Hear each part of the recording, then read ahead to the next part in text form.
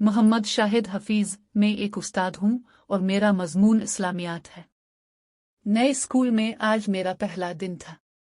इसी वजह से खुशी भी थी और डर भी। इस खुशी में मैंने नाश्ता भी बराए नाम किया और वक्त से कुछ देर पहले ही स्कूल पहुंच गया। प्रिंसिपल साहब से मिलने के बाद मुझे एक क्लास में भेज दिया गया। क्लासरूम में खूब शोर हो रहा था।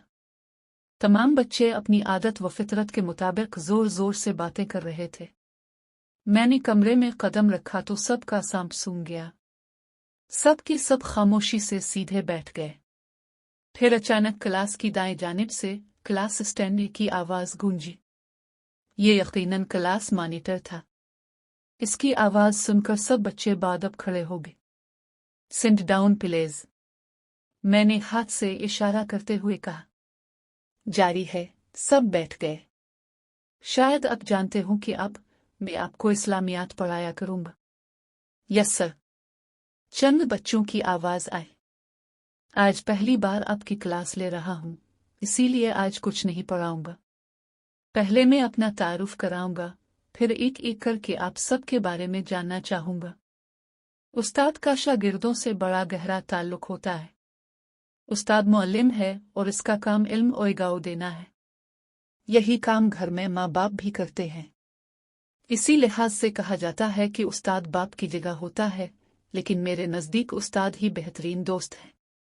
शागिर्दों का उस्ताद का एहतराम करते हुए इससे बेतकल्लुफ भी होना चाहिए, ताकि वो अपने मसाइल पर उस्ताद से बात कर सकें, इससे मशवरा कर सकें और उस्ताद उनकी रहनुमाई कर सके। चंद लम्हे क्लास में खामोशी छाई रही, फिर कुछ मिली जुली आवाजें अलिफाबे। Thank you sir. अब मैं अपना तारुफ करा दूं। मेरा नाम शहाब हिद्र है। सहाफत में M.A किया है, मगर अमली तौर पर तदरीसी मैदान में अलिफगा। पढ़ाना मेरा शौक ही नहीं, बल्कि इससे मुझे दिली इत्मीनान होता है। मैंने इस्लामियात का मजमून इसलिए मुंतखब किया है कि आपको हकीकी इस्लाम से आगाह करूं और आपको मुहिब वतन शहरी बनाऊं। अब आप लोग बारी बारी अपना तारुफ करा दे। मैंने पहली कतार में दाहिनी जानिब बैठे लड़के की तरफ इशारा किया। सर, मेरा नाम उमर अहमद है। मेरे अबू का नाम हयात अहमद है। वो एक बैंक मैनेजर हैं। इसके वालिद कसम कर सारी क्लास पर रूप तारी हो गया। इतने में दूसरा लड़का खड़ा हो गया। सर, मेरा नाम हमजा है। मेरे अबू एक प्राइवेट फर्म में जनरल मैनेजर हैं। ओह, ये भी मैनेजर, मेरे मुंह से निकला। इसके बाद तीसरा लड़का खड़ा हुआ। वो भी पहले दोनों से कम नजर नहीं आ रहा था। मुझे जीशान कहते हैं। मेरे अबू एक ताजर हैं, उनका कपड़े का कारोबार है। इन सब की तारुफ में हैरान कुन बात उनका खानदानी पस मंजर था, जिसे वो फखरिया अंदाज में बयान कर रहे थे। ये बात मुझे अच्छी ना लगी।